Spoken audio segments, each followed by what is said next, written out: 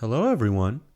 Welcome to episode 153 of the J Situation Podcast. I'm recording this on March 7th, 2023. How are all you folks doing? Yeah, weather's warming up. Weather is warming up in most of the country. Yeah, in the places where I like to live. No, I saw a lot of folks go spend some time down here in Texas in the Austin area attending the Capitol Armory shoot. Yeah, from what I've been told, a lot of fun was had, and you folks that attended got to hear some very cool stuff, so that's pretty good. Yeah, I got a lot of messages on social media from people at the event that were finally able to put their eyes and their ears on some things, some stuff from the articles at pewscience.com, some stuff that's new and some stuff they hadn't even seen before. So that's so cool. I know a lot of the folks that work to put on that event for you guys, and there's some really gracious manufacturers that showcase their stuff. So I think some of you got to experience some 556 technology that's so spooky it makes you question reality. I know, because I've heard some of the stuff that was there. So yeah, so that, my friends, is recipe for exciting times. I hope those of you who were there savored that sweet, sweet magic of hearing some silencers for the first time. There's nothing like your first time hearing some stuff, so that's really cool. I hope a lot of you folks got a lot out of that. I think that's so great for consumers to be able to hear stuff like that. And the event's free, so that's important, right? You just walk up and hear it. And speaking of being able to hear stuff in person, or at least experience shooting it, I think I'll touch on that on today's episode. And in the spirit of speaking about your own experiences, I think we should hit listener questions as well. I think that'll be good. I want to get into those. And also, I think I want to talk about some internal PEW Science R&D that's going on right now. And what, if anything, is there to learn about so-called total signature reduction? I've been thinking about that term and what it means. Okay? So yeah, all this and more on today's episode. But first, a word about my gracious sponsors. The J Situation Podcast is proudly sponsored by Top Gun Range Houston. That's right. Yeah, if you're in the Houston area, or maybe you're just visiting, they're worth checking out. They have a 15-lane indoor shooting range. They have the largest firearm rental fleet in the state of Texas. And, you can rent pistols, rifles, shotguns, machine guns, all kinds of stuff. And it really lets you try some stuff before you buy. That's the goal. I mean, that's what, you can go blast with your friends. That's fun too. You can get some training in as well, bring your own guns. But for me, indoor ranges, one of the biggest values is to be able to try weapons before you buy. And I know a lot of people say you should be able to pick up any gun and shoot it, but man, oh man, I just view weapons as so personal. So it's always great to be able to practice and see if you like them. Yeah, so you can check out their firearm rental inventory on their website at topgunrange.com, and you can also find them on Instagram at topgunrange. So go check them out.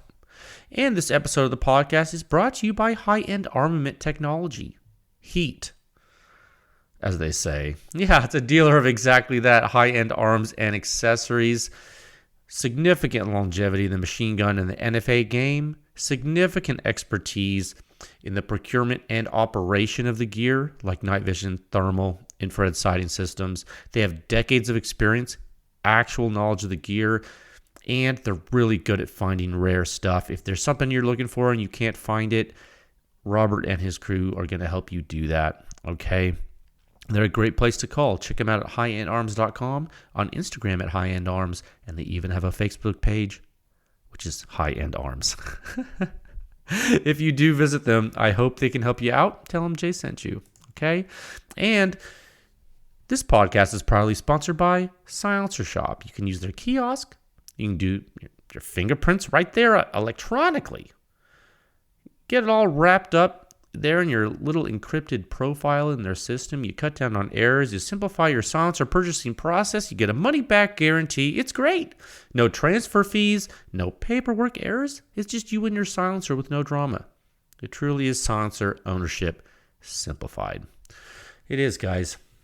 And as always, check out the show notes for discount codes, coupon codes, and links. True Shot Gun Club out of Arizona. You can get $20 off their A-Zone membership with the code word PEW Science at checkout. And, of course, when you're compulsively buying mags every month at Magpul, use code PSTEN to get $10 off that order of $100 or more. At Magpul, what? You think you're done stocking up? You're not. And lastly, this podcast is brought to you by PEW Science. That's right. Pushing the silencer industry forward one test at a time, trying to educate the populace about silencers and suppressed small arms it's a company I run and I own and I do it. That's what I do every day. Visit PEWScience.com for the suppression rating. It's the simplest and most accurate hearing safe ratings for your suppressed small arms. It really is. It's based on true human inner ear response from the entire gunshot, from before combustion takes place all the way until all the combustion is gone. And we'll talk a little bit about why that's important later in this episode when we talk about reflections. Yeah, boy, howdy, are you going to know if that waveform is valid or not. And that's why I show it to you. It's all transparent there on the website. It's the home of the Silencer Sound Standard. 7 sections. The most in-depth and accurate silencer data and analysis in the entire world. Check it out on PEWScience.com. It's right there for you. Yeah, and you can support this podcast that is done weekly. You can support PEW Science. You can support all the testing I do to form all of this information by joining with a membership at PEWScience.com. You can even donate. If you're not into monthly membership stuff, it's okay. You can donate every once in a while. There's links on the website to do that. And if you're not into that and you're like, Jay, I don't know. I kind of just want to peruse and not be bothered with any of that payment stuff. That's okay. Something that would help out, though, and doesn't cost you anything is give the podcast a good 5-star rating there on iTunes or Spotify. And let folks know that silencers and guns are awesome, and spread the word and help us really normalize the use of suppressed small arms. That is the goal. Okay, that's the overall goal of what we're trying to do. So if you can help me do that, at the very least, I will be in your debt. Okay, I have prepared 3 topics for you today. Topic 1, silencer research. Yeah, figuring out the silencer for you. You want to hear it in person? You want to experience shooting it? Yeah, it might be a good idea. Yeah, maybe you can combine data with experience. Yeah, that's always good.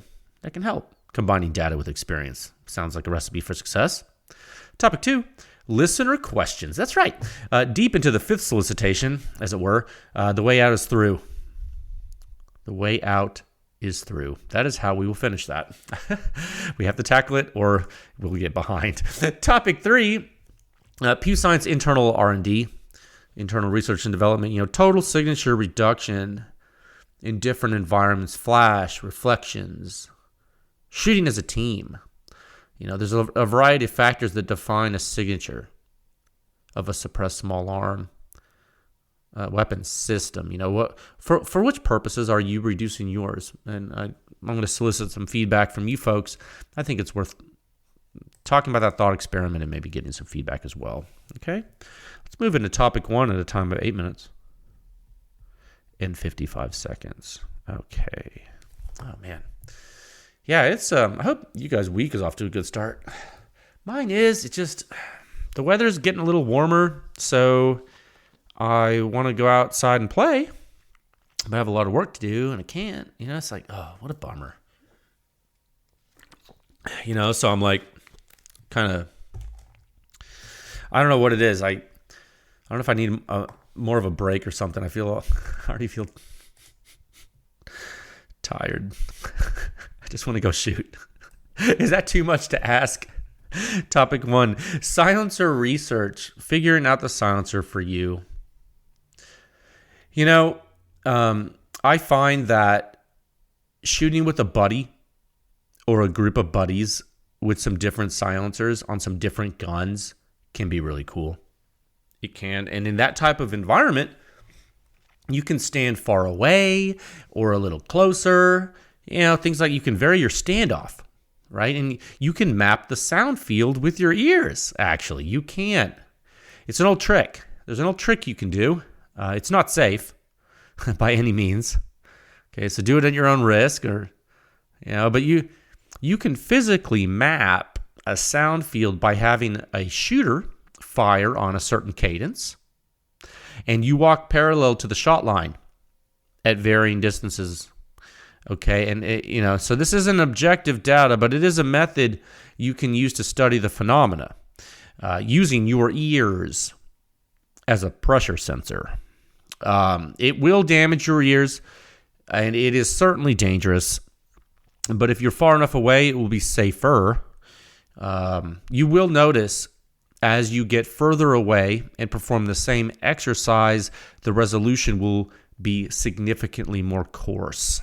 Okay, and the reason for that is due to exponential decay of overpressure in the sound field. That's right. So for some advanced supersonic silencers, this type of method can give you an important window into how the system masks shooting position in close quarters. So, it's really interesting, and it's a method I've used with clients when shooting R&D products without measurement apparatus as like a first performance check. Okay, so regardless if you're close or if you're far away, hearing a silencer in person can be extremely valuable to set your expectations, especially if you've never shot a silencer or any silencer.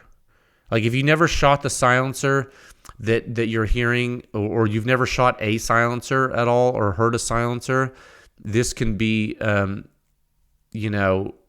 very valuable just to hear it in person, regardless of configuration and where you are. Okay, one thing that can also be good to experience is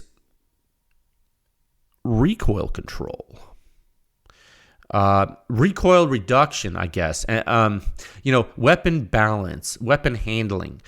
A lot of things change when you fire a suppressed weapon compared to when you're firing unsuppressed. Okay, so if you have a lot of range time with an AR and you put a silencer on it, it can change the dynamics and the actual handling of the gun. It can. And so for you to experience that with different barrel lengths can also be good. And maybe you experience it with different silencer lengths too, and maybe different silencer performances. There's a whole test matrix you could run for yourself, right? You could use various silencer lengths and various silencer performance on various barrel lengths and mix and match and shoot and see what you like and see what you don't and see what it feels like and to shoot and hear from afar. There's a lot of different things you can do yourself as a shooter to kind of get a feel for things. And it's interesting. One example of some valuable in-person feedback I received from an individual who attended the Capitol Armory shoot this past weekend.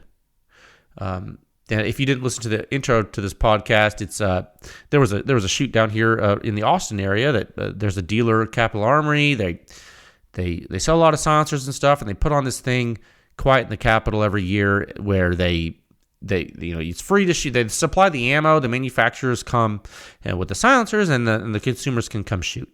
And it's a good thing. And I think they're selling silencers there too. So yeah, I mean, obviously, what's in it for them is they can make revenue.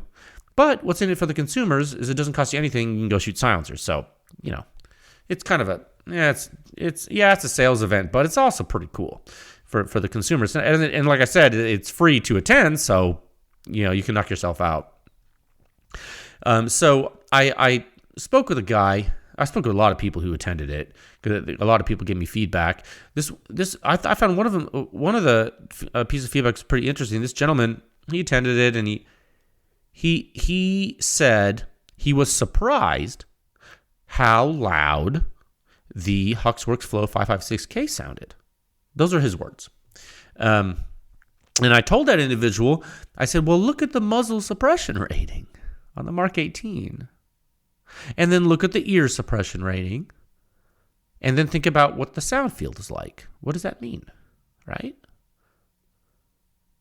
And I told him, and I didn't know if he was a PEW Science member or not, but I said, if you're a PEW Science member, go look at the few research supplements that have been done on PEWScience.com studying the inner ear response from the Huxworks signature.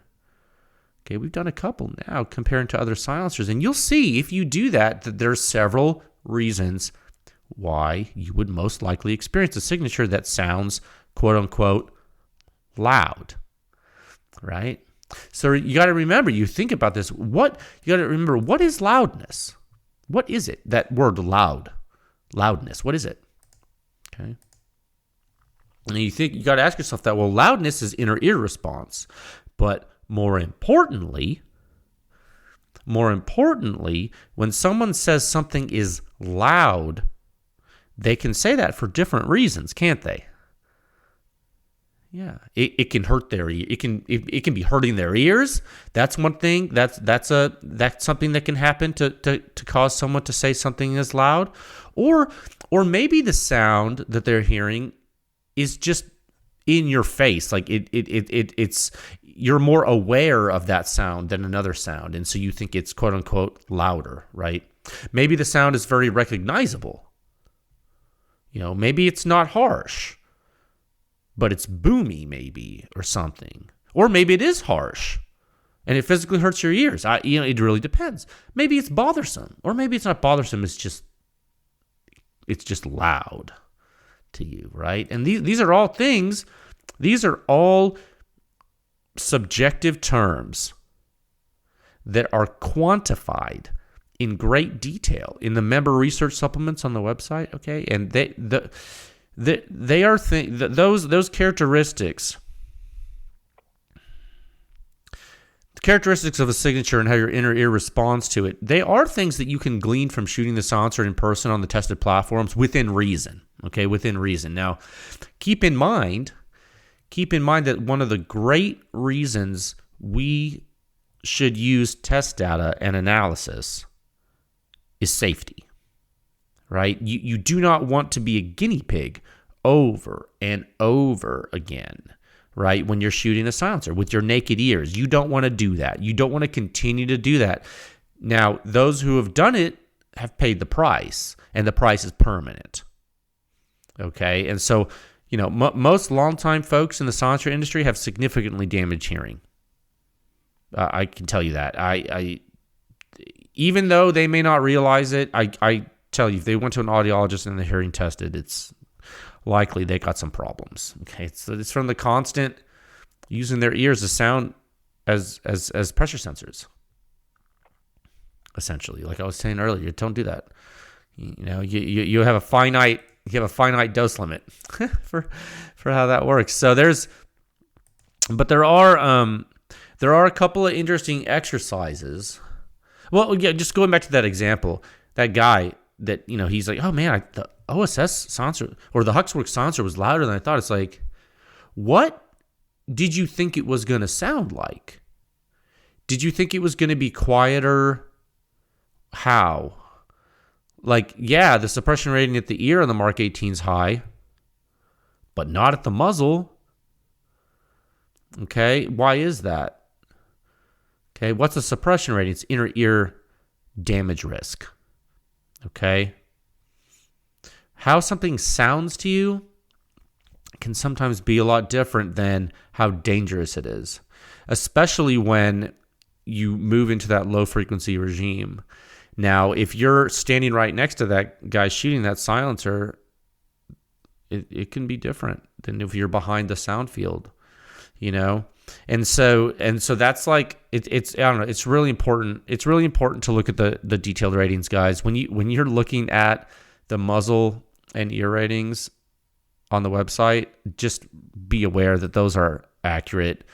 Okay, the composite rating is a composite of the entire sound field intended to help you rank things in a simplistic way. If you want to get granular, the granularity is there. That's what the detailed ratings are for, okay? Just make sure. And so what I was going to say is and it's important, you can do this yourself too. There's a couple interesting exercises you can do at a public shoot. Or you can do this at a small shoot with your friends. And it's with the AR platform specifically you can do. You can have your buddy shoot the gun and walk around him, actually. Don't walk into the line of fire, obviously, right? But if you walk parallel to his shot line, you can map the Mach wave. You can map the Mach wave progression, and once you pass the Mach angle, your ear is going to start to ring really hard. It's going to suck. It's going to hurt. So be careful, okay? You'll be getting direct shockwave reflections from bullet flight into your ears, okay? And the magnitude will be reflected magnitude, and so the amplitude will be over double of free field. Okay, this is how that happens. So that's actually the definition of reflected blast pressure versus free field pressure.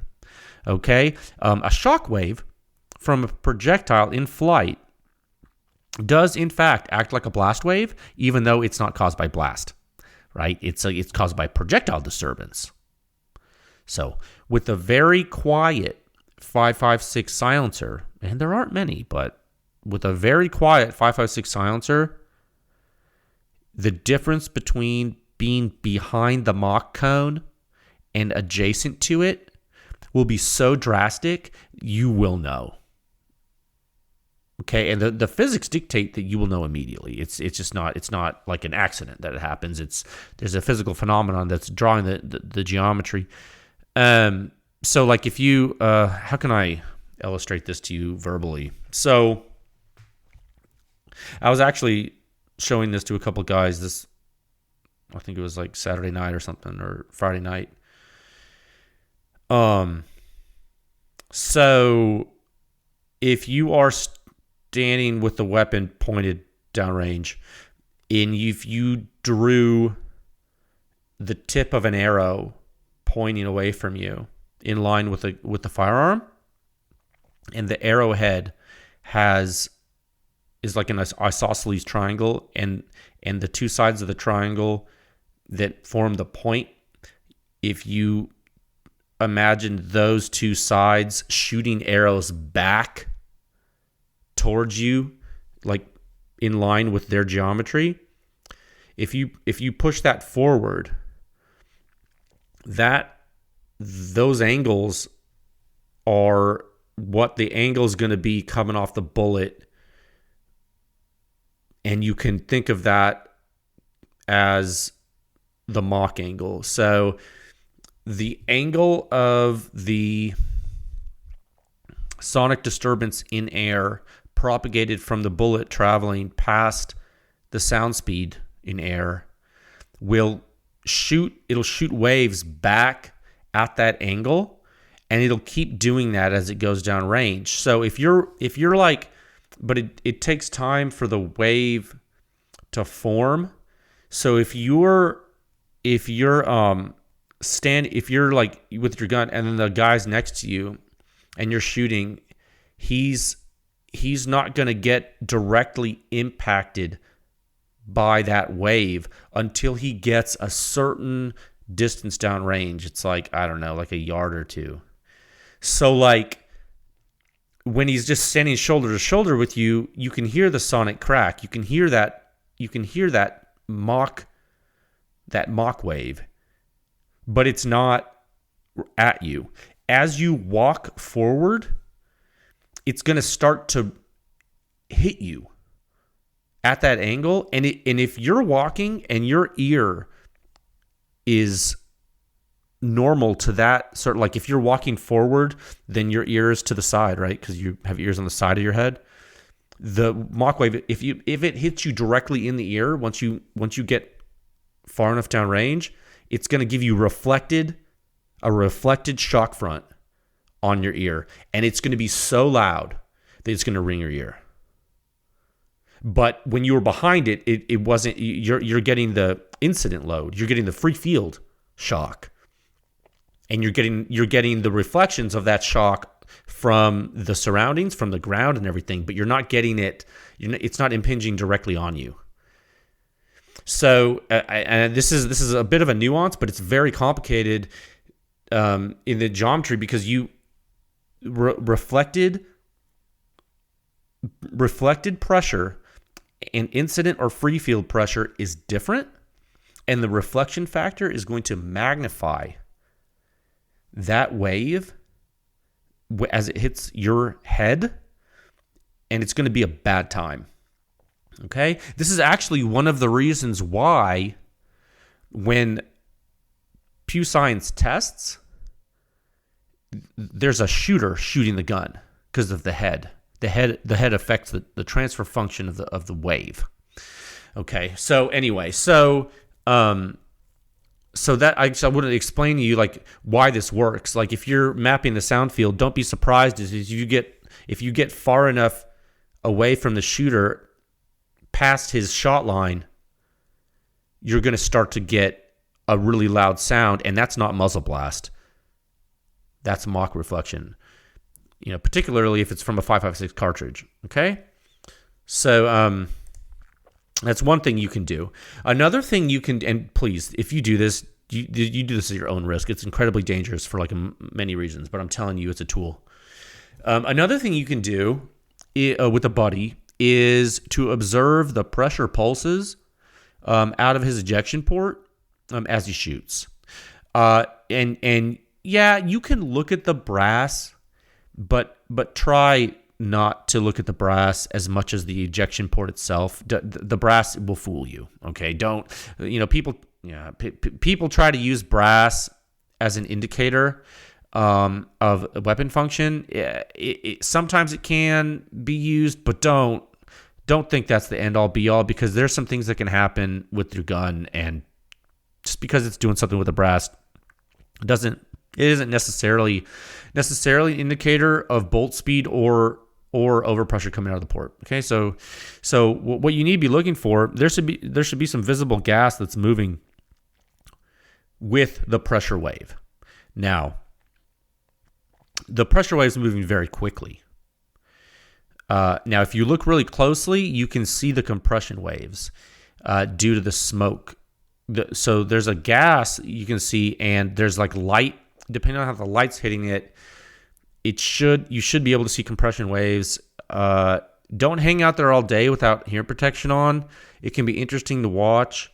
You can do it with different silencers to see how it behaves. If you have a high-speed camera, or you have like a camera that can, some of these new iPhones or those Samsung phones, some of these Android phones, you can record slow-mo. Do that. Especially with a gassy silencer, when there's gas and the light hits it just right, you can kind of see some of this. It's pretty important because it's going to show you weapon function on the AR, and all of this information, all this stuff I'm telling you, I guess except the mock cone shape, all of this I'm telling you, it's available in the reviews on the website. Okay, but what I'm telling you here, this is field validation for you.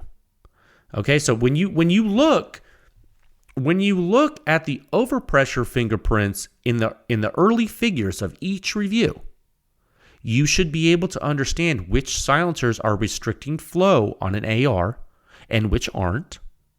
Okay, and you should be able to see which ones will cause early unlock of the bolt, and then subsequent overpressure pulse at your face, right?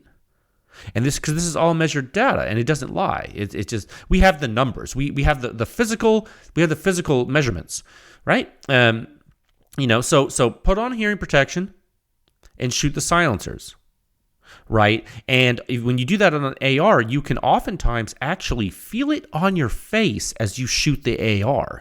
If you are feeling a gas pulse on your face when you shoot an AR, like if you're feeling even if it's not gassy, but if you're feeling like a wind, if you're feeling that the air move when you shoot that gun, you can be assured that it's hazardous. Okay? The only reason you feel it so fast, it is because the pressure waves are compressing the air between the ejection port and your face and wrapping around your face. And your ears are getting incident pressure waves. Okay? Now, Now think about what happens when you get out of the mock cone and walk down range, right? Well, now again, I said this before. I'm just saying, now you're feeling this, right? Now you walk down range when your buddy's shooting. Now you're getting away from the muzzle blast because that's being suppressed, right? And you're away from the ejection port pulse that the shooter's feeling, right?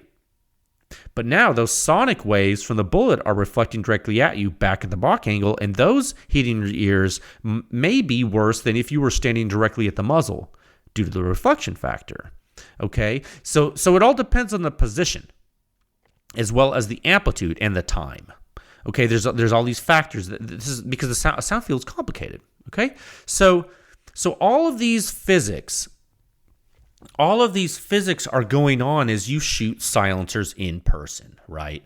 And if you do it near your car or your house or a building or in a building or in a barn or in a garage, you're going to hear different things. Okay? And so why would you hear something different if you shot the gun inside a building, inside an enclosed space, in a room? Why would you hear something different? Well, it's because the waveforms are different, aren't they? The waveforms would look different, right? Like you couldn't compare waveforms measured in the free field in accordance with the mill standard to waveforms measured inside, right? It would be impossible. Why? Why are the waveforms measured inside a room or a building different than the waveforms measured in the free field? Why are they different?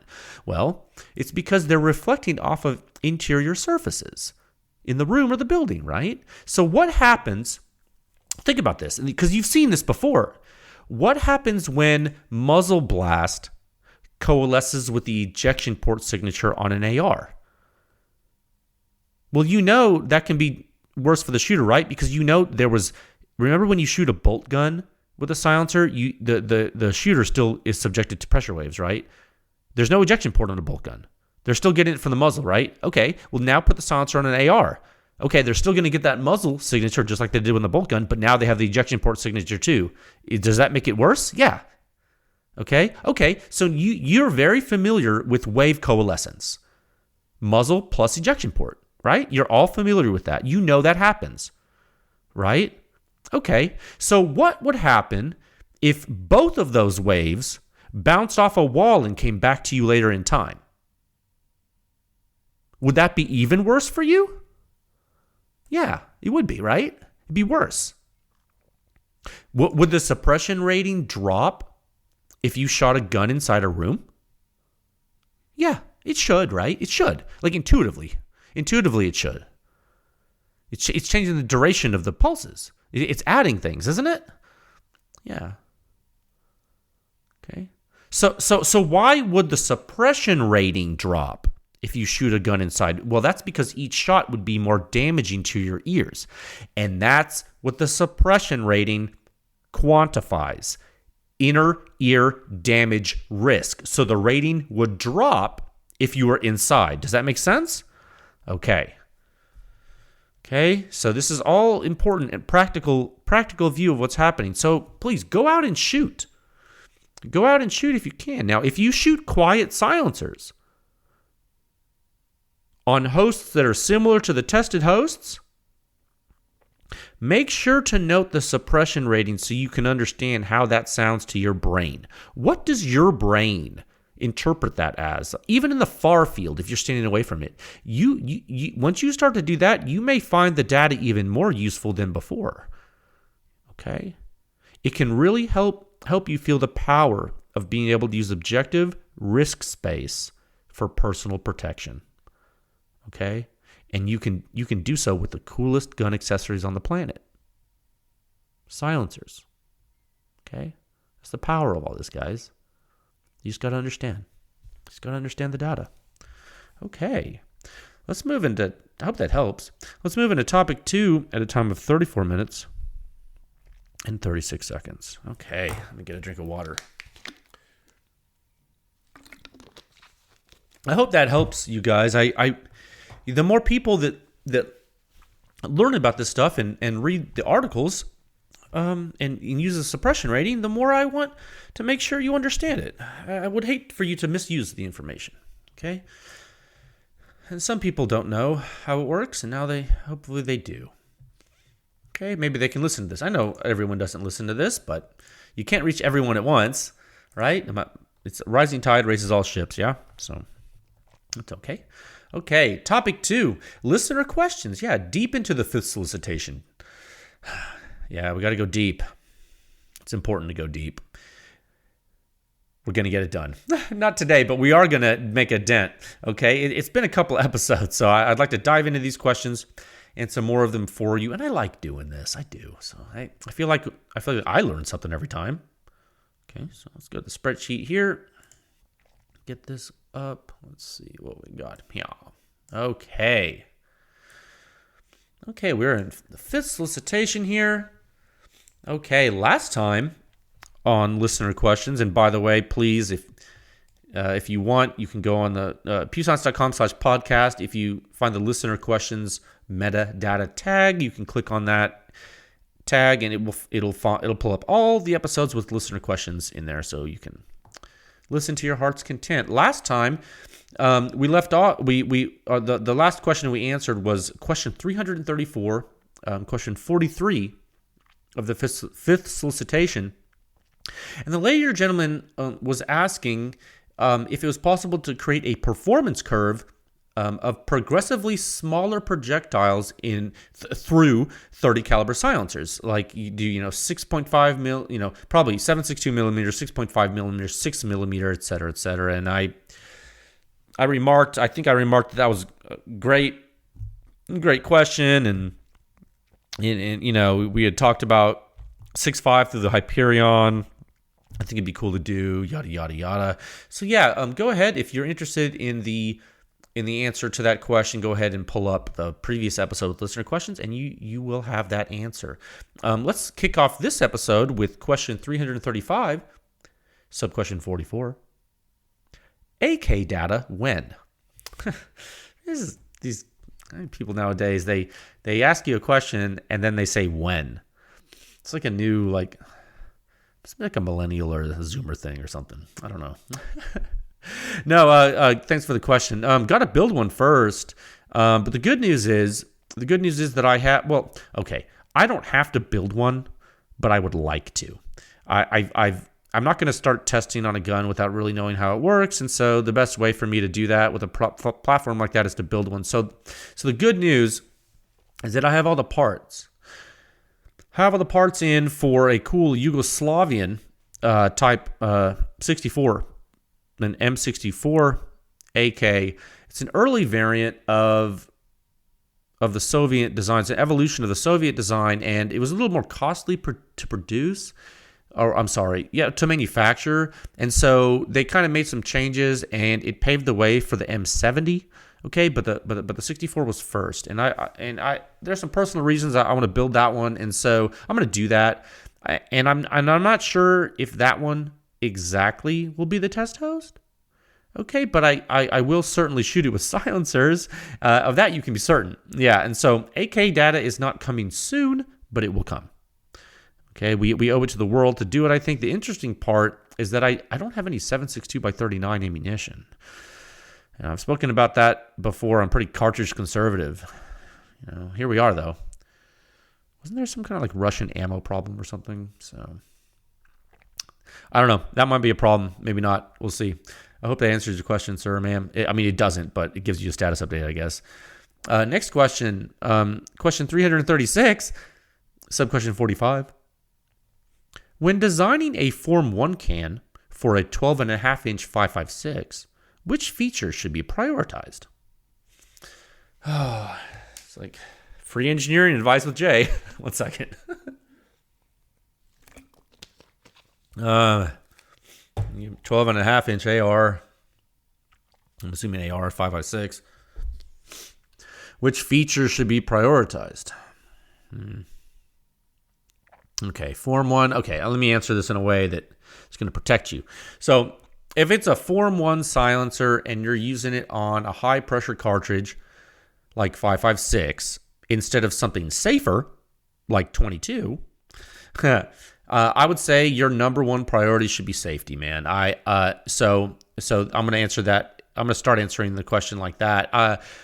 The features should include, because you're asking which features should be prioritized. I'm going to say the features should include adequate strength to resist the internal blast loading for the duration of the gunshot, and a mount that is strong enough to not blow off. Okay? So here's some simple things. Well, threads are very strong. So that's one method of making a mount. Don't try to get fancy. Threads are strong. Like, for example, like the dead air chemo. You know how a dead air chemo stays on when you shoot it? It has these little tabs on the mount. Those tabs are in shear. Okay? Like a dead air chemo is not as strong as a threaded connection. Okay? You ever wonder why they're not rated to the same, like they're not like a 300 Remington Ultra Mag or something? It's probably because you don't want to do that. So you're building your own for a high pressure cartridge. Just use threads. Don't even try to use QD. I don't even use threads. Now, that's one thing. Now, with regard to the resisting the postulated blast loading for the duration of the gunshot, make sure your wall thickness is appropriate for hoop stress. I mean, assuming this is a pretty simple design. Once you're confident that, I'm assuming that your silencer is going to be round, sir or ma'am. Okay, this is a cylinder. It's going to be easier for you. Hopefully, you're talking about making a cylinder. Once you're confident the design is relatively safe, now keep in mind, this is not engineering advice. This is not, just like a disclaimer for your investments, this is not financial advice. No, seriously. Or if you're an attorney, this is not legal advice. This is not engineering advice. Don't even make one. Don't even make a silencer. Okay, but if you were so inclined, in theoretically, once you're confident your design is safe, you got to think about, even though you're restricting gas flow,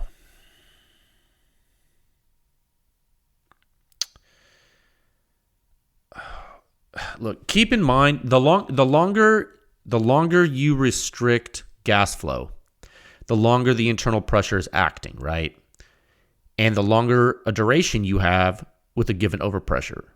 What does that mean? Well, that means you have more impulse in your silencer. And that means the more impulse you have inside, that means the more you're asking of the system structurally to withstand.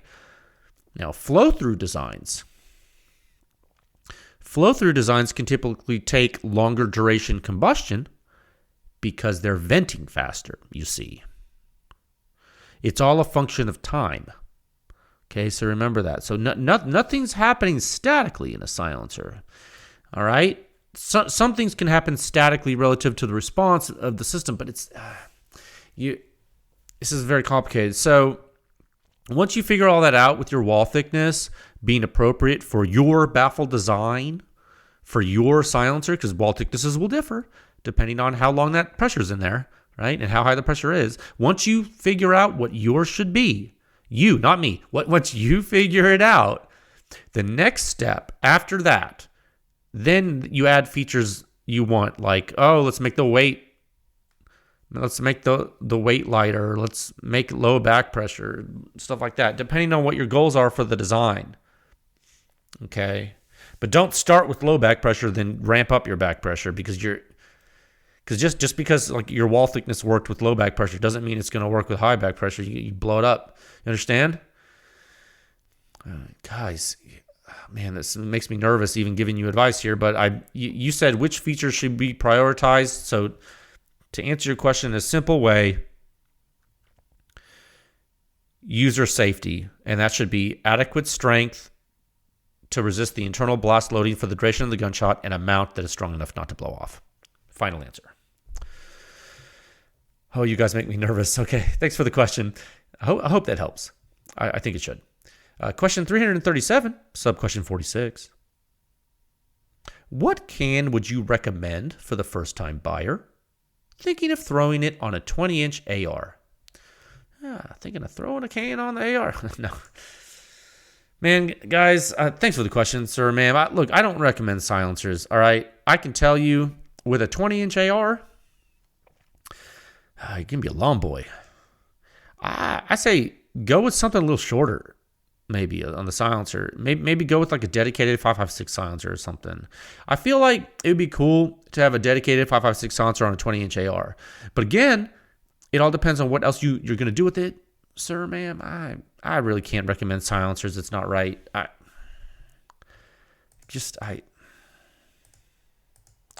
I'd say think about weight, think about length.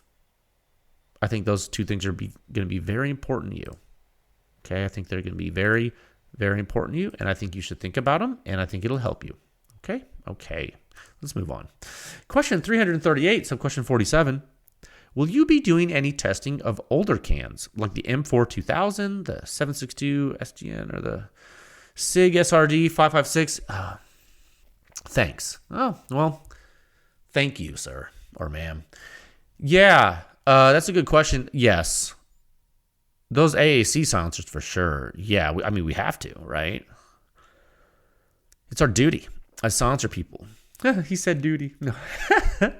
No, it's our duty, though. I think we need to. I think we need to do those. It shall be done. It should be glorious, I think. I think the M4 2000, I need to get one of those.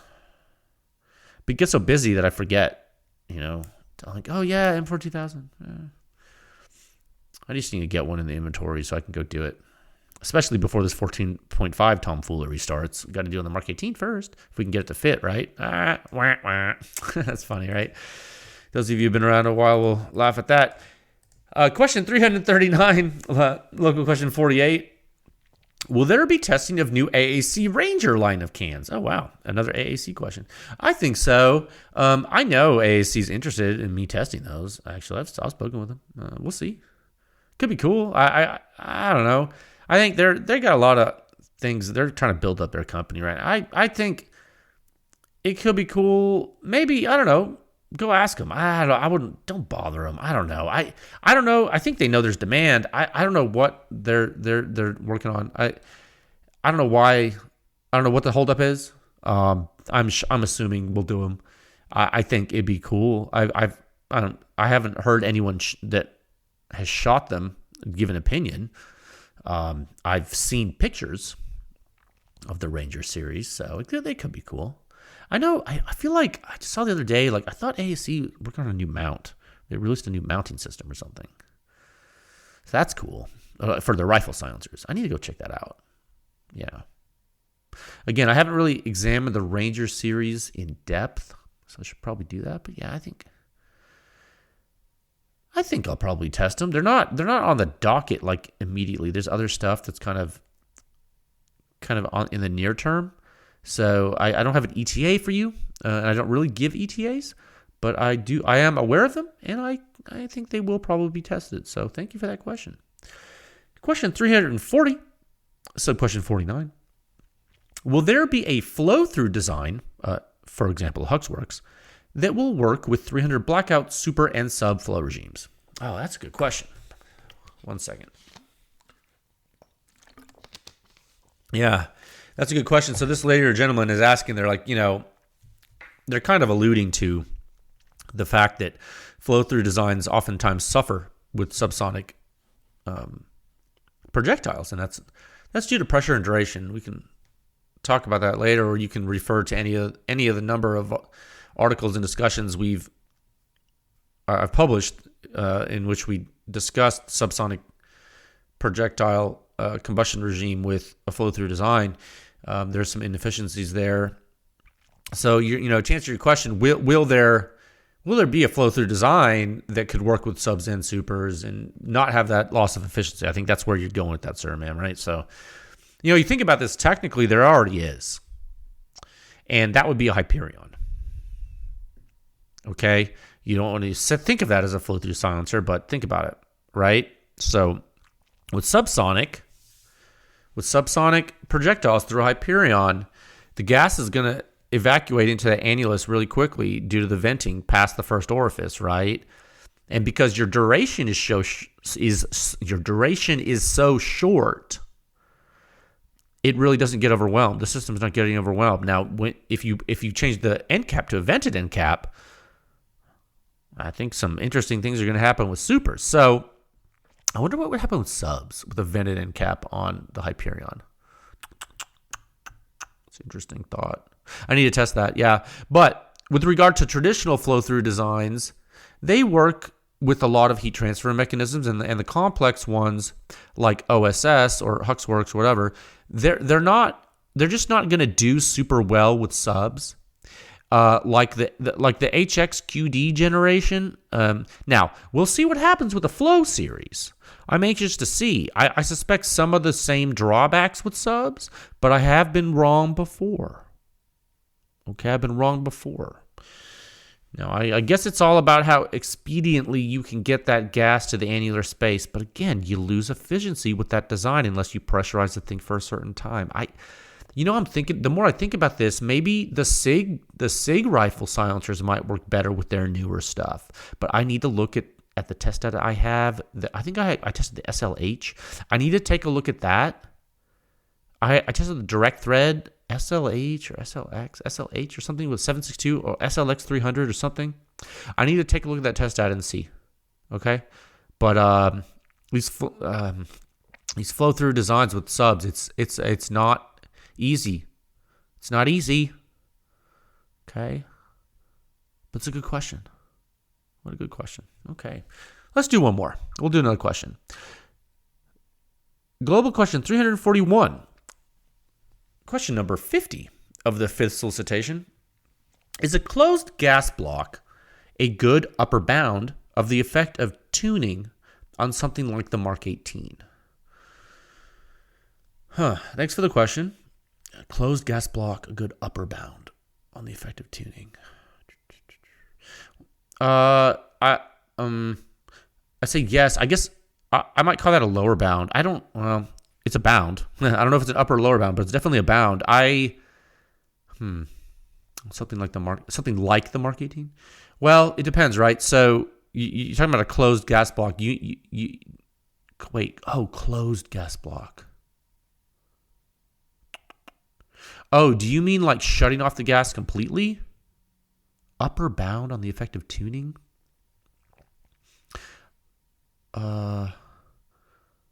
Let's talk. I don't know what this question is asking. Let me think about it as I discuss what a Mark 18 is. So, what's the Mark 18? H2 buffer, standard carbine buffer spring, fixed gas port, 070. Okay, the gas port's not huge. The buffer isn't light. It's not a standard buffer. It's not an H buffer. It's an H2.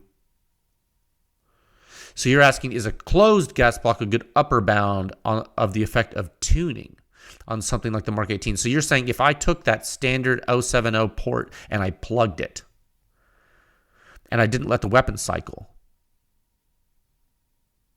would that be an upper bound on the effect of tuning? Like for the signature of the shooter to the shooter's ear? I mean, yeah, I guess it would be.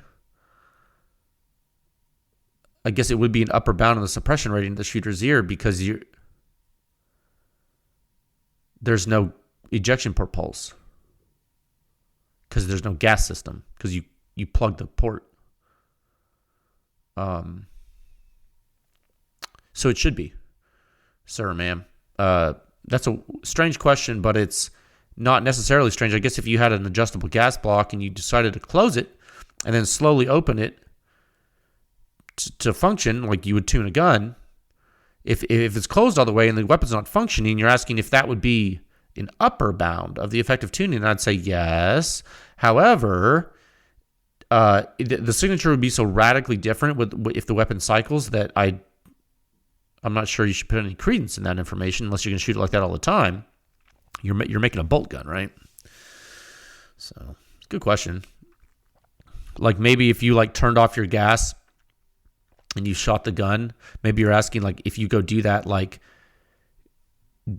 it get any quieter if it was tuned and cycling? And I'm gonna say no, it wouldn't be any quieter than that with the silencer. It can't be, right? If your AR is not cycling at all, Like if your bolt's not opening because you don't have a gas system and you shoot it and you hear it, it's not getting any quieter than that. Without a different silencer, different barrel length, different ammo, right? Yeah, that's good. That's a good question, I guess. I'm sorry I didn't get it right away. I didn't understand what you were asking, but now I do. Huh. Yeah, I guess you can do that. I mean, I was going to say, I think it's funny, people talk about the Mark 18 and like why it's not a good host or whatever, why it is a good host, why it's not a good host. I actually think the Mark 18 results are really good for the industry. It's a standard system, it's a good system, it's reliable, short barrel. I think 14.5 is going to be better. I think 10 point doesn't mean 10.3 is bad. I got a quick question from someone said today that on social media, they asked me, or it was email, and I saw his email. Maybe I hadn't responded to his email yet. He emailed me. He said, "Hey, Jay, what's the deal with the 10.3? Why'd you pick 10.3? That's because it's the Mark 18. If you're listening, sir, that's because it's a Mark 18. No other reason. I believe me. I didn't pick that. Now, why the people who made the Mark 18 picked 10.3? Well, it's a story for a different day. Okay, I'm going to highlight that row of questions. We're going to leave there. I'm going to close that. Save the spreadsheet. Boom. All right. Well, that was great. I enjoyed doing that. I hope you guys found that informative. All right. Let's move it to topic 3 at a time of 56 minutes and 23 seconds. Oh, boy. Let me get a drink of water. Yeah. Topic 3, PEW Science internal R&D. Oh, man. Total signature reduction. I'm thinking about this. How can I help you more? How can I help the industry more? I think about this sometimes, and it kind of leads me down these interesting paths. I'm interfacing with more and more end users, whether they be civilians or not, and even manufacturers and stuff they want to test and do, and different military groups. And I think about flash and reflections and team environments and how do you define the signature of a suppressed small arm, how the military has defined the signature. And they spent a lot of time. Military spent a lot of time characterizing what they think is important for their forces. And I think it's important for some of you folks that listen to this podcast to kind of think for yourself about for which purposes are you reducing your signature? What are you trying to do? Right? And I kind of wanted to know, I'm asking you that question. So, as you listen to this topic, maybe think about why using a silencer is important to you. Okay, maybe you can let me know. Maybe you let me know after you listen to the episode. Maybe you shoot me an email. Because I was thinking, for every reflecting surface near your shooting environment, the suppression rating drops. We talked about that earlier, right? In topic 1 today. We talked about that in topic 1. So you got to keep that in mind. Every reflecting surface near your shooting environment, every one, it's gonna drop that suppression rating. Okay?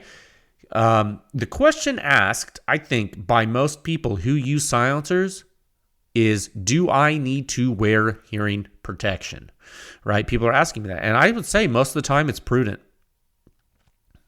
especially when training. Chances are your training will not be in the middle of an empty field. You are going to be in a facility. You're going to be near a wall. You're going to be in different environments. You might be near other people. So, as the effort progresses, this PEW Science, this community I've built here, this detached, what would you call it? Decentralized. This decentralized community of like-minded individuals interested in suppressed small arm weapon system data. As this goes further, I think it's important to get a handle on some of these factors for folks, and eventually, I think it's going to be important to look at the other things that compose the weapon system signature, like flash, and we've talked about that a couple times. I'm looking at that.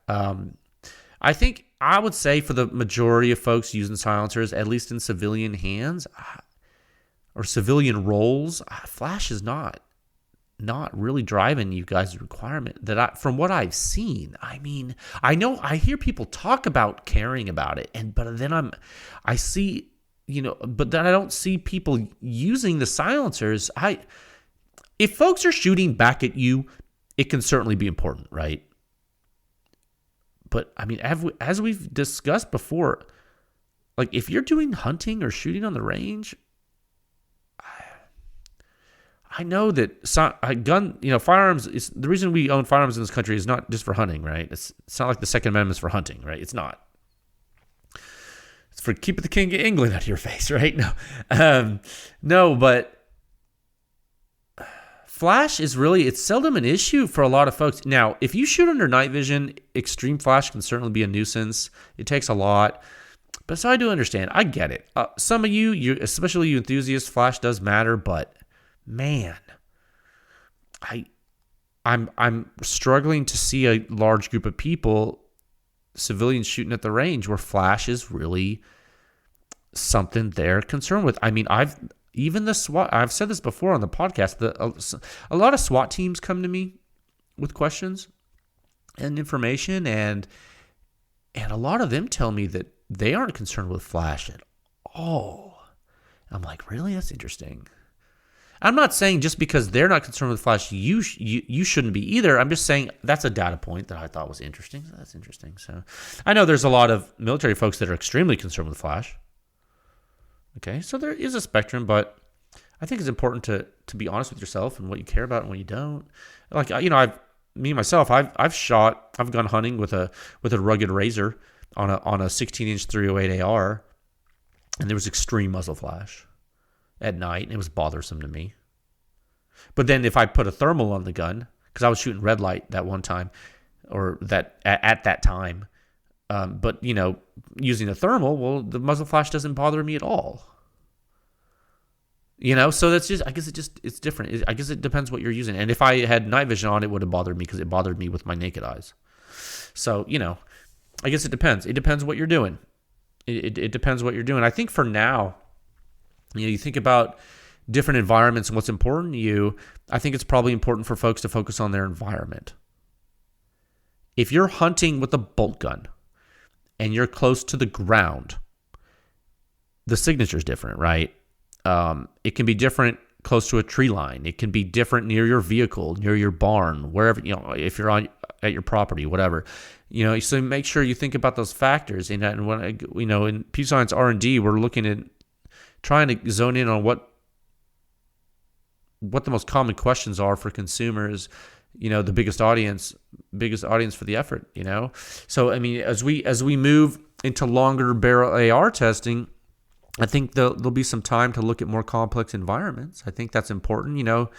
I would ask though, go ahead if you have time, and if you're busy, that's okay too. I'm busy, but if you have time, shoot me an email, tech@pewscience.com. That's TECH@pewscience.com. I would be very interested in hearing opinions from listeners and PEW Science members and everyone. I want to know, what are your expectations of a silencer? Does it change based on use? I mean, surely you don't have the same expectations for a 22 silencer as you do for an AR silencer. Surely. But I could be wrong. Maybe your expectations are the same, and that's interesting. I don't think you should have the same expectations for those two systems, but I could be wrong. You might have a case where having the same expectations makes sense, and I'm not thinking about it, So yeah, give me your feedback. I'd like to know what you expect your silencers to do. And also, it'd be cool to know, in a perfect world, what would you expect them to do? I want to know how you folks are thinking about this, because the better I can understand how you think, the better I can help to frame expectations for you to help you. Okay, I like this to be an interactive effort and two-way street. I don't want to just give you information that doesn't help you. So if I already know the information I've given so far is helpful, but if I do special testing and special internal R&D, I want to make sure it's valuable. Okay, because it's going to be a lot of work, and we're already doing some stuff that you'll see and I think you'll like, but I really want to do my due diligence speaking with you folks that care, and I think that probably there's a big enough sample size listening to the podcast where I think I'll get some good feedbacks. And that's my goal. That's my goal of this topic. So just to get you thinking about what you really want a silencer to do. All right? And what you expect it to do. So thanks for listening, guys. I hope you folks found the topics in today's episode informative. I'll work on some more data publications for you. It'll be cool. I think we'll release some stuff. Maybe, I don't know, maybe we'll do another one on Sunday. I was thinking about it. I kind of like Sunday. It's a good data release day sometimes. I think it was better for me. I think I might do that again. We'll see. Okay. There are going to be some interesting reviews coming. We're actually did some testing for some different manufacturers. Some of them I think are going to get released to the public, and I'm pretty stoked about that. I think you should be too. We're kind of discussing timelines and stuff, so not just yet maybe, but we'll see. They're coming. What is it? Early March? Yeah. I feel like we'll kick it up a notch soon here. Yeah, it'll be good for everybody. Okay? So stay safe out there, friends. And I will talk with you folks again soon. All right, bye.